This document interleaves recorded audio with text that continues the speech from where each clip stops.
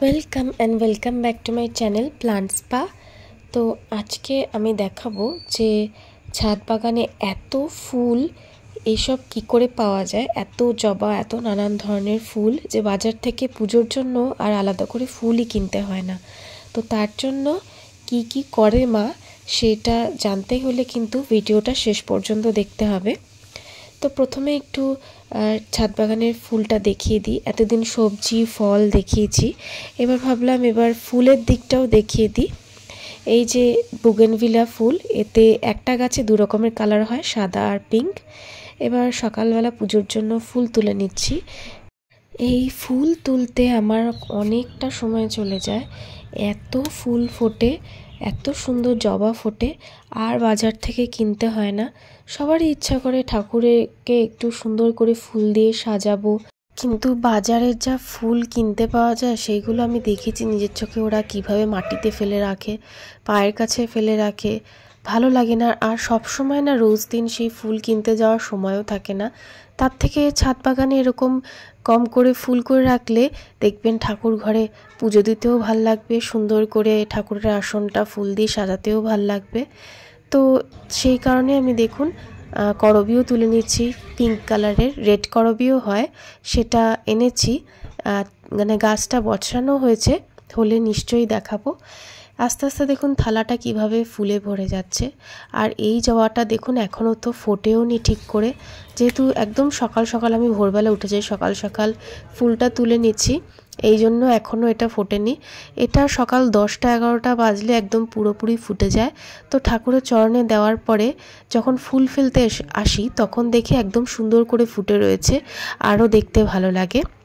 ফুল তো হলো, এবার ঠাকুরকে একটু ফল দেব। তার জন্য দেখুন আগের ভিডিওতেও দেখিয়েছিলাম যে ছাদ বাগানে তরমুজ হয়েছে। হ্যাঁ, বাজারের মতন অত বড় সাইজের হয়নি ঠিকই, কিন্তু হয়েছে মিডিয়াম সাইজের মতন। তো এবার এটাকে কেটে দেখবো যে কেমন হয়েছে। যে কোনো গাছের প্রথম ফল কিন্তু প্রথমে আমরা ঠাকুরকেই দিই, তারপরে যেগুলো হয় সেগুলো আমরা নিজেরা আগে খাই। তো আরেকটা ছোটো মতন তরমুজও হয়েছিল, তো সেটাকেও তুলে নিলাম, ভাবলাম ওটাকে আর রেখে লাভ নেই। এবার কেটে দেখার পালা। আমি বিশ্বাস করুন এক্সপেক্ট করিনি যে এত সুন্দর হয়েছে তরমুজটা। দেখুন কত রেড হয়েছে, সাইজে ছোট হতে পারে ঠিকই, কিন্তু তরমুজটা কিন্তু দারুণ ছিল। এত ভালো লাগছিল দেখে যে ছোট হলেও ভালো তরমুজ হয়েছে। সামনের বছর মা বলেছে এটাকে একটু বড় জায়গায় তরমুজ বীজ বসাবে, তাহলে যাতে সাইজটা আরও বড় হয়। একদম লাল টকটকে সাইজের তরমুজ হয়েছে। এটা তো গেল বড়টা, এবার ছোটটাকে কাটার পালা ছিল।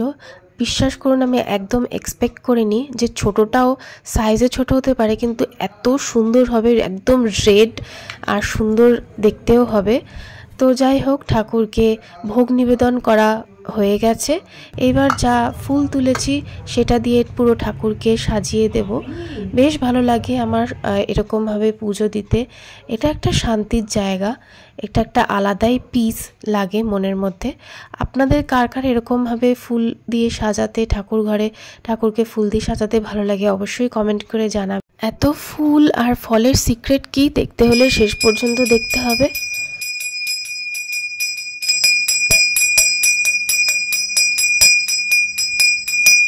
এত ফুল ফলের রহস্য হচ্ছে এই যে কলা, না কলাটা তো আমি খেয়ে নিচ্ছি, এই কলার খোসাতে আছে প্রচুর পরিমাণে পটাশিয়াম, যা বেশি পরিমাণে ফুল আর ফল আনতে সাহায্য করে।